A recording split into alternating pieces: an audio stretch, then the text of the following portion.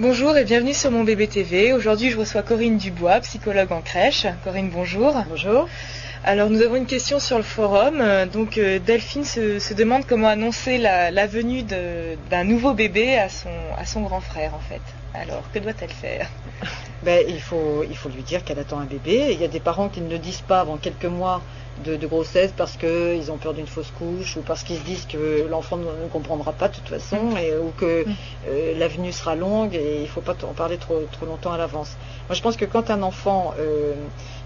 une maman plutôt attend un deuxième bébé, elle n'a pas intérêt à trop tarder pour le dire à l'aîné parce que lui, il le sait de toute façon. Il le sait de façon indicible parce que la maman en a déjà parlé autour d'elle, s'imaginant que l'aîné n'a pas compris ou n'a pas entendu. En fait, ils comprennent très bien et souvent, ça peut les perturber qu'on ne leur dise pas à eux parce que ils s'imaginent qu'ils ne comprennent pas pourquoi la maman change de comportement, est peut-être un peu moins disponible parce que plus fatiguée, elle pense déjà souvent à ce nouveau bébé et est un petit peu moins disponible mentalement pour l'aîné et ça rassure l'aîné de savoir que c'est pas parce qu'il a fait quelque chose qui a déplu à sa maman ou à son papa que sa maman est moins disponible.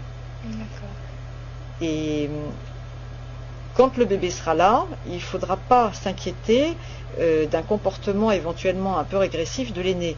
Parce que, comme disait Françoise Dolto, quand un bébé, quand un petit enfant voit ses parents en admiration devant un bébé qui fait dans ses couches, qui boit au biberon et qui pleure la nuit, lui, ce qu'il veut, c'est l'admiration de ses parents. Donc, il a tendance à adopter le même comportement que le petit frère ou la petite sœur. Alors, à ce moment-là, il faut au contraire valoriser ses compétences et ce qu'il est capable de faire. Parce que lui, ce qu'un enfant cherche, c'est l'admiration de ses parents.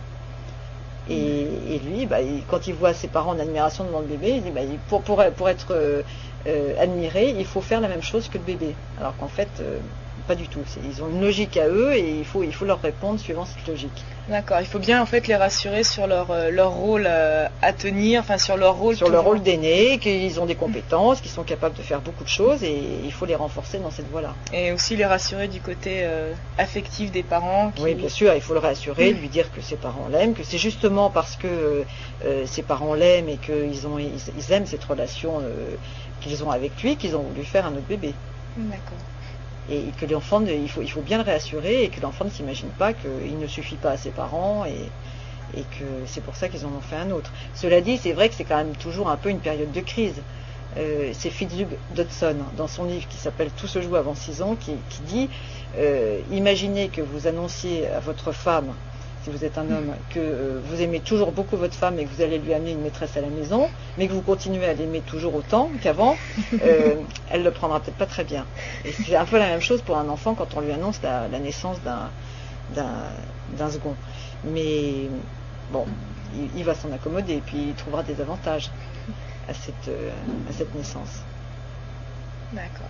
Je vous remercie pour votre réponse. J'espère que Delphine est rassurée. Merci, au revoir. Au revoir.